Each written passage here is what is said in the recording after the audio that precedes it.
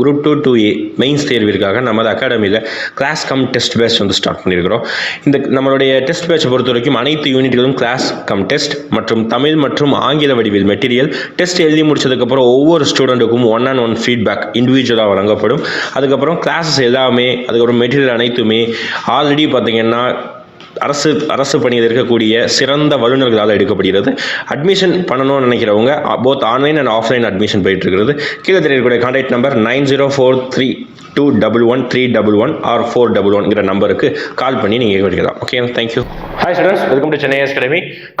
நம்ம கொஸ்டின்ஸ் எப்படி இருந்தது, கேள்வித்தாள் எப்படி இருந்தது பார்க்குறோம். இப்போ அந்த கேள்வித்தாள்களில் என்னதான் வந்து ஒரு குளறுபடியாக இருந்தது, என்னதான் ஒரு ப்ராப்ளமாக நம்ம பார்க்குறோம். ஓகேங்களா, டிஎன்பிசி வந்து இதெல்லாம் நம்ம மாற்றிக்க வேண்டிய விஷயமாக என்னதான் இருக்குதுன்னு சொல்லிட்டு நம்ம இன்னைக்கு பார்க்குறோம். அதுக்கு முன்னாடி டிஎன்பிசி ஒரு கேள்வி வந்திருந்தது. குரூப் 1 என்ன கேள்வி வந்திருந்தது, ராஷ்டிரர்களுடைய தேசிய சின்னமாக, அவங்களுடைய சின்னமாக என்ன இருந்தது அப்படின்னு சொல்லிட்டு ஒரு கொஸ்டின் வந்து எல்லாருமே பார்த்துருப்பீங்க. நிறைய பேருக்கு ஆன்சர் கூட பண்ணியிருப்பீங்க, ஃப்ளூக்ல பண்ணியிருப்பாங்க, ரைட்டாக வந்திருக்கும். அதை எங்க ஆக்சுவலாக பார்த்தோம்னா, ராஷ்டிரகூடர்களை பற்றி பார்த்தீங்கன்னா பொன்னியின் செல்வன் 1ல வந்து ஒரு பாட்டு வந்திருந்தது. அதாவது ஒரு பகுதி வந்திருந்தது. என்ற ஸ்டார்டிங் சீன்ல வந்து பார்த்தீங்கன்னா விக்ரம் வந்து ராஷ்டிரகூடர்கள் மன்னர்களை வந்து போரிடும் நிகழ்வு வந்து நடக்கும். அதுல வந்து பார்த்தீங்கன்னா ராஷ்டிரகூட மன்னராக நடித்த இவர், அவருடைய மார்பில், அவருடைய கேடயத்துல பார்த்தீங்கன்னா இரட்டை கழுகு வந்து கோல்டன் கழுகு, தங்க கழுக வந்து ஒரு லோகோ வச்சிருப்பாங்க. இந்த கதாபாத்திரம் பார்த்தீங்கன்னா ராஷ்டிரகூடர்கள். ஓகே, அந்த கதாபாத்திரம் ராஷ்டிரகூடர்களுடைய சின்னமாக கழுகு தான் வச்சிருந்தாங்க. இதை பொன்னியின் செல்வன் படம் பார்த்துறத ஆன்சர் பண்ணிருக்கோம். ஓகேங்களா, அடுத்து நம்ம கொஸ்டின்ஸ் பார்க்கலாம் என்னென்ன இருந்தது. ஓகே, கொஸ்டின்ஸ் பாருங்க. இப்போ என்ன அப்படி பார்த்தீங்கன்னா, என்ன கொஸ்டின்ஸ்ல ஒரு சில விஷயங்கள் அவங்க மாற்ற வேண்டியது, ஏன் இப்படி பண்ணாங்கன்னு தெரியாத அளவுக்கு ஒரு சில விஷயம் இருக்குது. ஃபார் எக்ஸாம்பிள், ஃபர்ஸ்ட் கொஸ்டின் பாருங்க, நம்பிக்கை இணையம் இன் தமிழ்நாடு கவர்மெண்ட் ப்ராஜெக்ட். ஓகே, நம்பிக்கை இணையம் தமிழ்நாடு அரசு திட்டம், இது ஏன் தமிழ்ல கொடுத்துருக்கலாம்? ஓகேவா, அந்த நம்பிக்கை இணையத்தை வந்து தமிழ்ல தான் ஆக்சுவலா வந்து தமிழ்நாட்டு அரசுடைய திட்டங்களே இருக்குது, அது தமிழ் கொடுக்காம விட்டுருக்காங்க. அதுக்கப்புறம் மிகப்பெரியது, தமிழ்நாடு அரசு பணியாளர் தேர்வாணையம் அப்படின்னு பேர் வச்சுட்டு ஒரு சில வார்த்தைகளை தமிழ்ல டிரான்ஸ்லேட் பண்ணுமா, அந்த அளவுக்கு தெரியாம அவங்க இருக்கிறாங்க. தமிழ்ல டிரான்ஸ்லேட் பண்ற கூட இல்லை. ஃபார் எக்ஸாம்பிள் வந்து statewide blockchain infrastructure சொல்லிட்டு இங்கிலீஷ் கொடுத்துருக்காங்க. அதே பாருங்க, மாநிலம் முழுவதும் பிளாக் செயின் உள்கட்டமைப்பு அப்படின்னு சொல்றாங்க. இது அப்படியே டிரான்ஸ்லேட் பண்ணி போட்ட மாதிரியே இருக்குதா இல்லையா? பிளாக் செயின் அப்படின்ற வார்த்தையை கூட தமிழ் ஆக்கம் தெரியாம இருக்கிறாங்க. மேபி வந்து அதுக்கு ஒரு தமிழ் வார்த்தையே இல்லையா அப்படி கேட்கிற அளவுக்கு இருந்தாலும், அடுத்து ஒரு சில ஸ்கீம்ஸ்ல அப்படியே வந்து ஓப்பனா வந்து ஹிந்தி வார்த்தை கூட நம்ம தமிழ் அப்படியே வந்து வார்த்தைகளா போட்டுருக்காங்க. ஓகே, இதெல்லாம் வந்து நம்ம அவங்க மாற்ற வேண்டிய விஷயங்கள். பிளாக் செயினுக்கு தமிழ் வார்த்தைகள் இருக்குது. ஓகேங்களா, அந்த வார்த்தைகளை வந்து தாராளமா அவங்க யூஸ் பண்ணிருக்கலாம். நெக்ஸ்ட், ஓகே, அடுத்து இந்த அசஸ்ட் ரீசன் கொஸ்டினை பாருங்க.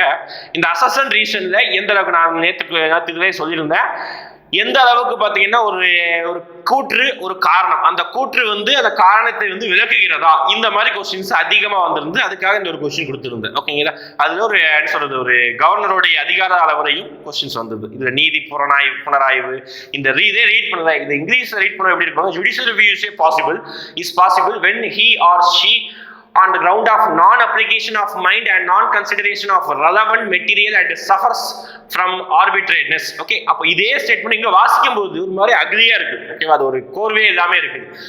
அவரோ அறிவை நன்கு செலுத்தி ஆராயாத பொழுது, உரிய நம்பகமான ஆவணங்களை பரிசீலிக்காத பொழுது, அத்துமீறும் உணர்வுக்கு ஆட்பட்டிருக்கும் போது நீதி புனராய்வு என்பது சாத்தியமானதாகும். ஒரு சிங்க் ஆகாம இருக்குது, கரெக்டான டிரான்ஸ்லேஷனா இல்லை.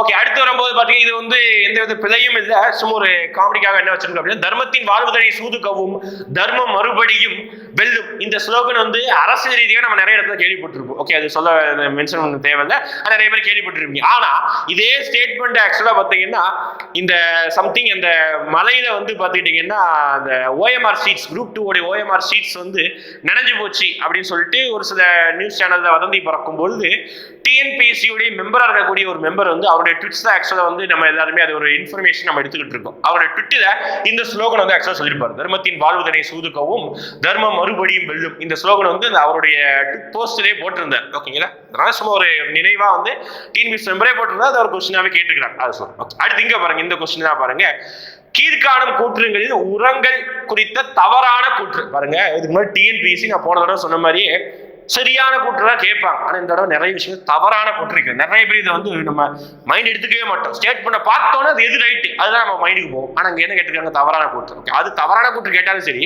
அடுத்து கேட்கும் போது அது அப்படியே நம்ம கேட்டு அப்படி நம்ம கன்ஃபியூஸ் பண்ற மாதிரி கேட்கிறது. ஃபார் எக்ஸாம்பிள் உரங்கள் நீரில் கரையாது இருத்தல் வேண்டும். ஓகே, அப்ப என்னன்னா உரம் வந்து நீர்ல கரையாம இருக்கணுமாமா. இந்த ஸ்டேட்மெண்ட் கரெக்டா தப்பா அப்படி கேட்கிறாங்க. ஓகேவா, இது வந்து சம்திங், இது வந்து மேபி ஆப்ஷன் கூட ஏதோ குளறுபடி இருக்கிற மாதிரி தெரியும். உரங்களை வந்து நம்ம ஊர் கிராமங்கள்ல வந்து உரங்கள் நீரோட கலக்கி தான் ஆக்சுவலா வந்து அதை வந்து மோட்டார் பம்பு மூலமாகவோ சொட்டு நீர் பாசனம் மூலமாகவோ தெளிக்கும் போதுதான் பார்த்துக்கிட்டீங்க ட்ரிப் இரிகேஷன் வந்து உரத்தை அந்த நீரோட கலந்துதான் ஆக்சுவலா வந்து தெரியறதுக்கே போகும். இங்க வந்து உரங்கள் நீரில் கரையாது இருத்தல் வேண்டும் அப்படிங்கிற தவறான குற்றம் சரியான குற்றம் கேட்கிறாங்க. அடுத்து உரங்கள் pH வந்து 10 to 13 பராமரித்தலுக்கு வேணும். உரங்கள் தாவரங்களுக்கு நஞ்சுகளாக இருத்தல் கூடாது. இது கண்டிப்பா கரெக்டா தான் இருக்கும். ஓகே, உரங்கள் தாவரங்களுக்கு நஞ்சுகளாக இருத்தல் கூடாது. அப்போ தாவர நஞ்சுகள் இருக்கக்கூடாது. எஸ், கரெக்டான ஸ்டேட்மெண்ட் தாங்க. என்னங்க கேட்கிறாங்க, தவறானது கேட்கிறாங்க. ஓகே, அப்போ இது வந்து கரெக்டான கூற்று தான். அப்போ 3 வந்து ஆக்சுவலா வரவே கூடாது. அப்படி நம்ம ஆப்ஷன் எலிமினேட் பண்ணா ஒரே ஒரு ஆப்ஷன் மட்டும் தான் இருக்குது. ஓகே, ஆப்ஷன் பி மட்டும் தான் இருக்கு. இந்த மாதிரி தான் வச்சிருக்குது. ஆனா இங்க உரங்கள் நீரில் கரையாது இருத்தல் வேண்டும். அப்படி கரெக்டான கூற்றுதலை இதே தவறான கூற்றை எஸ்யூம் பண்றோம். என்ன ஒரு ஒரு கன்ஃபியூஷனுக்கு உள்ளாகிற மாதிரி இந்த கொஸ்டின்ஸ் இருக்குது. பார்க்கலாம் இதெல்லாம் இதுக்கெல்லாம் ஆன்சர் கீ வந்து என்ன வருதுன்னு பார்க்கலாம்.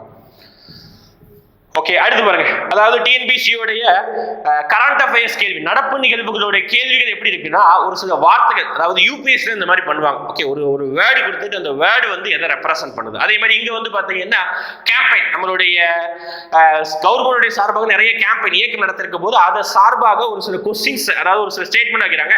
கேட்ச் த ரெயின் இயக்கத்துடன் தொடர்பு இல்லாது பாருங்க. அப்படியே கேட்ச் த ரெயின், அதுக்கு தமிழாக்கம் எதுவுமே இல்லையா? நமக்கு சென்ட்ரல் கவர்மெண்ட் எவ்வளவோ ஸ்கீம்ஸ் எல்லாத்துக்கும் நம்ம தமிழாக்கம் இருக்குது. ஃபார் எக்ஸாம்பிள் சர்வ சிக்ஷா அபியான், அனைவருக்கும் கல்வி இயக்கம், எவ்வளவு தமிழாக்கம் இருக்குது. தமிழை படிச்சு அனைவரும் கல்வி இயக்கம் தானே தெரியும். அப்ப இதெல்லாம் ஏன் வந்து ஒரு தமிழ் டிரான்ஸ்லேஷன் பண்ணாம இருக்கிறாங்க, என்னன்னு ஒரு சில விஷயங்கள் தெரியல. இந்த மாதிரி இப்ப யூபிஎஸ்சி ஒரு சில வார்த்தை வச்சு கேட்ட மாதிரி இப்ப டிஎன்பிசி இந்த மாதிரி கொஸ்டின்ஸ் வந்திருக்குது.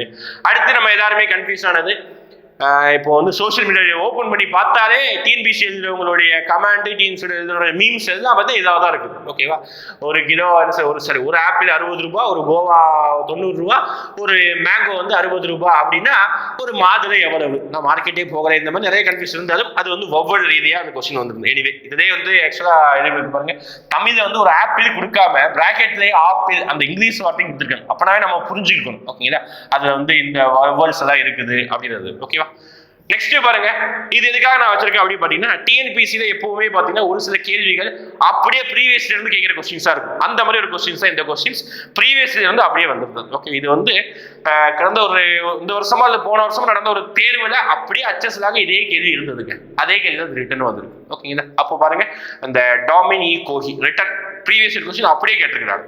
நெக்ஸ்ட் இது பாருங்க, இந்த ரெண்டு ஸ்டேட்மெண்ட்டை வாசிக்கும் பொழுது சிங்க் ஆகும். ஓகேவா, இதுதான் பார்த்தீங்கன்னா நிறைய பேர் குற்றம் சாட்டுறது. டிஎன்பிசி இங்கிலீஷ்ல கேள்விகளை செட் பண்ணிட்டு அதை அப்படியே திருப்பி தமிழை டிரான்ஸ்லேட் பண்ணிடுறாங்க. தமிழை டிரான்ஸ்லேட் பண்ணாலும் சரி, தமிழ கூகுள் டிரான்ஸ்லேட் பண்ற அளவுக்கு வந்து ரொம்ப மோசமா இருக்கிறாங்க. ஒரு வல்லுநர்களால வந்து இது தமிழாக்கம் பண்ணவே இல்லை. தமிழ தேர்வை அணுகியவர்களுக்கு மிகப்பெரிய ஒரு டிராபேக்கா இருந்தது இந்த தடவை வந்து கேள்வித்தாள்கள் அப்படின்னு சொல்ற அளவுக்கு ரொம்ப மோசமா இருக்கிற இந்த டிரான்ஸ்லேஷன் தான். நிறைய பிழைகள் இருக்கு. ஓகேங்களா, நெக்ஸ்ட் நான் சொல்லியிருந்தோம்ல, இந்த ஒரு பேஜ் இருக்கக்கூடிய ஒரு பேராகிராஃப். இந்த பேராகிராஃப் வந்து இங்கிலீஷ்ல படிச்சவன் இங்கிலீஷ்ல படிச்சு புரியும் பொழுது ரொம்ப ஓகே கரெக்டா இருக்கு. ஓகே, இதுதான் பேராகிராஃப் அப்படி இருக்குது. ஆனா அதே ஸ்டேட்மெண்ட் தமிழ்ல படிக்கும்போது ஒரு என்ன சொல்றது, ஒரு சிங்கே ஆகல. அது அப்படியே வந்து ஏதோ கடமைக்கு டிரான்ஸ்லேட் பண்ண மாதிரி தமிழ்ல படிக்கிறவனால இதை வந்து ஒரு கரெக்டான திங்க் பண்ணவே முடியாது. அந்த அளவுக்கு வந்து இந்த தடவை அந்த ஸ்டேட்மெண்ட் சரி, இதுவே சரி, தமிழ் டிரான்ஸ்லேஷன் மிகப்பெரிய அளவுக்கு ஒரு குளறுபடி இருந்தது. அடுத்து இங்க வரும்போது பாருங்க, இதுதான் வந்து ஆக்சுவலா வந்து ஒரு ஆன்சர் இல்லாத அளவுக்கு ஒரு கொஸ்டின் இருக்குது. என்னன்னு பாருங்க, நாட் ட்ரூ அப்படி கேட்கிறாங்க, உண்மை அல்ல அப்படிதான் கேட்கிறாங்க. ஜிஎஸ்டி கவுன்சிலை பத்தி படிச்சவங்களுக்கு தெரிஞ்சிருக்கும். ஜிஎஸ்டி கவுன்சிலோட சேர்மன் யாரு அப்படி பார்த்தீங்கன்னா நம்மளுடைய ஃபைனான்ஸ் மினிஸ்டர், சென்ட்ரல் கவர்மெண்டோடைய ஃபினான்ஸ் மினிஸ்டர் தான் இருப்பாங்க. அது வந்து சேர்மன். வைஸ் சேர்மன் யாரா இருப்பாங்க அப்படின்னு பார்த்தீங்கன்னா அதோடைய ஸ்டேட் கவர்மெண்டோடைய ஒரு ஸ்டேட் மினிஸ்டரை வந்து ஸ்டேட் ஃபினான்ஸ் மினிஸ்டர் தான் வைஸ் சேர்மனை வந்து தேர்ந்தெடுப்பாங்க. ஓகே, இதுதான் அது ஆக்சுவலா கரெக்டான நடைமுறை. இங்க பாருங்க, the members of the GST council choose one amongst themselves be the vice chairperson of the council. Yes, கரெக்டான ஸ்டேட்மெண்ட் தான். ஓகேவா, இது எதுவுமே தப்பு கிடையாது. பாருங்க, அதாவது ஜிஎஸ்டி கவுன்சில் தான் அதாவது ஒவ்வொரு மாநிலத்துடைய அமைச்சர்கள் ஒரு உறுப்பினர்கள் தான். ஓகேங்களா, அந்த உறுப்பினர்கள் தான் இங்க என்ன பண்ணிருக்காங்கன்னா ஒரு சேர்பர்சனா கண்டிப்பா வைஸ் சேர்பர்சன் தேர்ந்தெடுக்கணும். அததான் இன்டைரக்டா இங்க மெம்பர்ஸ் அப்படின்னு சொல்றாங்க. ஜிஎஸ்டி கவுன்சில் மெம்பர்ஸ் யாரு? அவங்க தான் ஸ்டேட் மினிஸ்டர். அப்போ இந்த ஸ்டேட்மெண்ட் கரெக்டா தான் இருக்கணும். ஓகேங்களா, அப்போ ஒன்னு ஸ்டேட்மெண்ட் பியூர்லி கரெக்ட். அப்போ இந்த ஆன்சர் வராது, இந்த ஆன்சர் வராது, இந்த ஆன்சர் வராது. இந்த ஒன்னு மேபி அப்படி எலிமினேட் பண்ணா 2 and 3 மட்டும் தான் வரணும். ஆனா 2 and 3 ஆப்ஷனும் இந்த ஸ்டேட்மெண்ட் கரெக்டா தான் இருக்குது. பாருங்க, every decision of the GST council shall be taken by meeting of the not less than 2/3 of the weighted votes of the members present and voting. அதாவது அந்த இதுல வந்து மெஜாரிட்டின்னு சொல்லுவோம். நம்ம பார்லிமெண்ட்ல எப்படி மெஜாரிட்டி பாக்குறோமோ அதே மாதிரி ஜிஎஸ்டி கவுன்சில்ல ஒரு முடிவு எடுக்கிறாங்கன்னா மெஜாரிட்டி பார்ப்பாங்க. அந்த மெஜாரிட்டி என்ன அப்படி பார்த்தீங்கன்னா 2/3 மெஜாரிட்டி அப்படிதான் சொல்றாங்க. அதனால இந்த ஸ்டேட்மெண்ட்டும் கரெக்ட் தான். ஓகேங்களா, அப்ப கண்டிப்பா ஆப்ஷன் எதுவுமே இல்லை. கடைசி ஸ்டேட்மெண்டாவது தப்பா இருக்கும் பார்த்தா அதுவும் correct. One of the total members of the one of the total number of members of the GST council constitute quorum at its meeting. Quorum அப்படின்னா நம்ம லோக்சபால quorum அப்படின்னு ஒன்று பார்ப்போம். என்ன அப்படின்னா இவ்வளவு மினிமம் மெம்பர்ஸ் இருந்தால் தான் ஆக்சுவலாக வந்து மீட்டிங்கே கண்டக்ட் பண்ணுவாங்க. லோக்சபால சிட்டிங்கே கண்டக்ட் பண்ணுவாங்க. ஃபார் எக்ஸாம்பிள் லோக்சபாவுடைய quorum என்ன அப்படின்னா 1/10 அப்படின்னு சொல்லுவாங்க. அதாவது 10%. அதுதான் வந்து லோக்சபாவுடைய quorum. அதே மாதிரி இங்கே எவ்வளவு quorum வச்சிருக்காங்க அப்படின்னா நீங்க கூகுள்லேயே பெரிய பெரிய வெப்சைட்ல ஜிஎஸ்டி கவுன்சிலோட அபிஷியல் வெப்சைட் எடுத்து பார்த்தீங்கன்னா அதோட quorum என்ன தான் போட்டிருப்பாங்கன்னா அதாவது 50%, not less than 50% இருக்கும். அதாவது 1/2 அப்படி இருக்கும். இதுல not less than அந்த வேர்ட்ல மேபி ஏதாவது பண்ணிருக்கலாம். ஆனாலும் இந்த ஸ்டேட்மெண்ட் வாசிக்கும் போது கரெக்டா தான் தெரியுது. இதுதான் வந்து டிஎன்பிசி என்ன ஆன்சர் கீ கொடுக்குறாங்களோ அதுதான் ஆன்சர் கீ இருக்கு. ஓகே, இதெல்லாம் நம்ம வந்து வெயிட் பண்ணி தான் நம்ம பார்க்கணும். ஓகே, என்ன சொல்றாங்க அப்படின்னு சொல்லிட்டு அதுக்கப்புறம் கரண்ட் அஃபேர்ஸ் கொஸ்டினா வந்து படிச்சது கேட்டிருக்காங்க, ஆனா ட்ரிக்கியா கேட்டிருக்காங்க. அதுதான் நான் வந்து போன வீடியோ சொன்னேன், ஸ்லைட்லி ட்ரிக்கி அப்படின்னு சொல்லியிருந்தா எல்லாருமே எதிர்பார்த்தது வேக்சின் வச்சு கொஸ்டின் வரும் அப்படின்ற மாதிரி. ஏன்னா போன தடவை குரூப் ஒன்ல வந்து கோவிட் வச்சு கொஸ்டின் வந்து சானிடைசர் வச்சு கொஸ்டின் வந்தது. இந்த தடவை வேக்சின் வச்சு வரும் எதிர்பார்த்தா அதே மாதிரி வேக்சின் வச்சு வந்திருந்தது. ஓகே, ஒரு கொஸ்டின் வந்திருந்தது. ஆனா அதை மேட்ச் தான் போல கேட்காம எத்தனை இணைகள் கரெக்டாக இருக்குது அப்படின்னு கேட்டிருந்தாங்க. ஃபைசர் ஓகேவா, அப்புறம் Covishield, Covaxin, Sputnik. Okay, Sputnik எல்லாம் ரஷ்யாவோட, இந்த ரெண்டு நம்ம இந்தியாவோட. இந்த மாதிரி அதோடைய நேச்சர் என்னவா இருக்குன்னு சொல்லிட்டு எத்தனை பேர் வந்து கரெக்டா இருக்கு கேட்கிறாங்க தவிர மேட்ச் த ஃபாலோவிங் கேட்கல. ஓகேங்களா, அப்போ யோசிச்சு பாருங்க இது எப்படி இருக்கு. அதுக்கு திருப்பி ஒரு பெரிய ஒரு பேராகிராஃப். எத்தனை லைன்? 1 2 3 4 5 6 7 8 9. ஓகே, இங்க லாஸ்ட் ஒரு லைன் 10 லைன். இந்த 10 லைனும் படிச்சுட்டு ஆப்ஷனும் ஒவ்வொரு 2 லைன் அதையும் நம்ம படிச்சு கரெக்டான இருக்கணும். ஓகே, 10 உட்கருத்தை சிறப்பாக வெளிக்கொண்டிருக்கிறது. ஓகேவா, எல்லா 4 ஆப்ஷனும் உட்கருத்தை சொல்லுது. ஆனா எது சிறப்பாக வெளிக்கொண்டிருக்கிறது பாருங்க, சிறப்பாக. இதுதான் வந்து கொஸ்டின் ட்ரிக்கி. அவ்வளோ, வேற எதுவுமே கிடையாது. ஸ்கில்லிங். ஓகே, ரீடிங் ஸ்கில்ஸ் கண்டிப்பா இருக்கும், வாசிக்கும் திறன் இருக்கும். ஆனா தமிழை வாசிக்கிறவனுக்கு தான் தெரியும் அதோட கஷ்டம் எப்படி இருக்குது. ஓகேவா, தமிழ் மீடியம் பசங்களுக்கு ட்ரூ ஒஸ்டா தான் இருந்தது. அப்புறம் வந்து இதுவும் அதே மாதிரி தான். அந்த ஸ்டேட்மெண்ட் அசஸ்மெண்ட் ரீசன் கொஸ்டின் நல்லா ஒரு ட்ரிக்கியா இருந்தது. இன்னொரு question as chronological order question சொல்லியிருந்தோம்ல, ஹிஸ்டரியில இருந்து 2 கொஸ்டின், இன்னொரு கொஸ்டின் கூட மிஸ் ஆயிருந்தது. அந்த ஆக்சுவலா அந்த நேரு ரிப்போர்ட், அப்புறம் பார்த்துட்டீங்கன்னா சைமன் கமிஷன், கிரிப்ஸ் தூதுக்குழு, இதை வச்சு ஒரு கொஸ்டின் வந்தது. அதுவும் ஒரு chronological ஆர்டர் கொஸ்டின். இதுவும் பெரியாரை பத்தி யூனிட் 8ல ஒரு chronological கால வரிசைப்படுத்தக்கூடியது. இங்கேயும் chronological ஆர்டர். ஓகேவா, இது கரெக்டா இருக்குது. இந்த மாதிரி கொஸ்டின் கேட்டிருந்தோம். ஓகேங்களா, எல்லாமே கொஞ்சம் ஒரு இருந்திருக்குது. அதுக்கப்புறம் இதுவும் கொஞ்சம் ஒரு கான்ட்ரவர்ஷியல் கொஸ்டின். அதாவது according to Indian tourism statistics 2022 which tourist place is most visited by foreign tourists? அதாவது யாரை வச்சு ஃபாரின் டூரிஸ்ட் பீப்புள் ரொம்ப அதிகம் விசிட் பண்ணியிருக்கிறாங்க அப்படின்னு கேட்குறாங்க. அது என்ன அப்படின்னு பார்த்துக்கிட்டிங்கன்னா Taj Mahal, Statue of Unity, Mahabalipuram, Varanasi. இது ஒன்றும் பிரச்சனை இல்லை. வாரணாசி ஸ்டாச்சு ஆஃப் யூனிட்டி கிடையாது. நிறைய பேர் கன்ஃபியூஸ் ஆகிறது. நிறைய வெப்சைட்ல நிறைய கான்ட்ரவர்சி இருக்கக்கூடிய ஃபேக்ட் என்னன்னா, ஒரு சில வெப்சைட் தாஜ்மஹால் இருக்கு, ஒரு சில வெப்சைட்ல மகாபலிபுரம் இருக்குது. இது அவங்க என்ன சொல்றது 22 கணக்கீடு அப்படின்னு சொல்றாங்க. ஆன்சர் கீ வரும் பார்க்கலாம். ஓகேங்களா, அப்புறம் இது ஸ்டேட்மெண்ட் கொஸ்டினை பாருங்க. இந்த ஸ்டேட்மெண்ட் கொஸ்டினை படிச்சு எங்கேயுமே இது வந்து நம்ம மனப்பாடம் பண்ணவே முடியாது. சரிங்களா, அதை உள்ளார்ந்து படிக்கணும். ஓகே, கலாச்சார பரவல், கல்ச்சுரல் டிஃப்யூஷன். ஓகே, இந்த வார்த்தைகள்லாம் நம்ம அதை உணரணும்.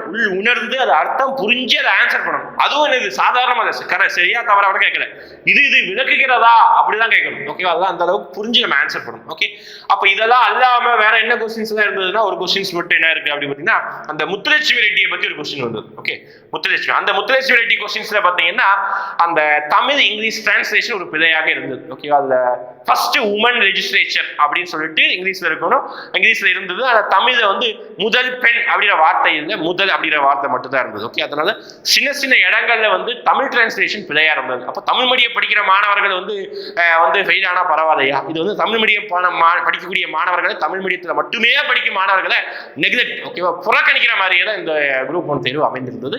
நிறைய தேர்வுகள் அவங்களுக்கு சாதகமா இல்லை. ஓகே, புறக்கணிக்க சொல்றதை விட அவங்களுக்கு சாதகமா இல்லை. ஓகே, சாதகமா ரெண்டு பேருக்கும் ஒரு ஈக்குவாலிட்டியா பார்க்கணும். ஓகே, தமிழ் மீடியத்தில் இங்கிலீஷ் மீடியத்தில் கரெக்டா இருக்கணும். தமிழ்ல கொஸ்டின் எடுத்துட்டு இங்கிலீஷ்ல டிரான்ஸ்லேட் பண்றீங்க, ஓகே பரவாயில்ல, ஓகேங்களா, அப்படி பண்ணிக்க, இதுதான் நடைமுறை, அதுதான் இருக்குது. ஆனா அதை சரியாக பண்ணுங்க. ஓகேவா, குரூப் 1 தேர்வு, ஓகே, டிஎஸ்பி அதுக்கப்புறம் டிசிக்கு அவ்வளோ பெரிய தமிழ்நாட்டில் உச்சபட்ச பதவிகள் இருக்கக்கூடிய ஒரு தேர்வுலேயே இவ்வளவு குளறுபடிகள்னா, அப்போ கீழ்நிலை இருக்கக்கூடிய தேர்வுகள் என்ன குளறுபடிகள் எவ்வளவு இருக்கும் நமக்கு தெரியாம எவ்வளவு இருந்திருக்கலாம். ஓகேவா, இதுதான் வந்து அவங்க இருக்கக்கூடிய மாற்றக்கூடிய ஒரு சில விஷயங்களா நம்ம பார்க்குறோம். ஓகே, அடுத்த வீடியோக்களில் நம்ம ஒரு சில விஷயங்களை நோக்கி நம்ம சந்திப்போம். உறுதியா நம்மளால வந்து என்னால் வந்து டிஎன்பிஎஸ்சி குரூப் 1 நான் கிளியர் பண்ணுவேன் அப்படின்னு நினைக்கிறவங்க கண்டிப்பாக அடுத்த கட்டமாக சிந்திக்காம மெயின்ஸுக்கு படிக்க ஆரம்பிங்க. டிஎன்பிஎஸ்சி குரூப் 1 மெயின்ஸுக்கு படிக்க ஆரம்பிங்க. எங்கேயும் யோசிச்சுட்டு வெயிட் பண்ணாதீங்க. ஓகேங்களா, தேங்க்யூ.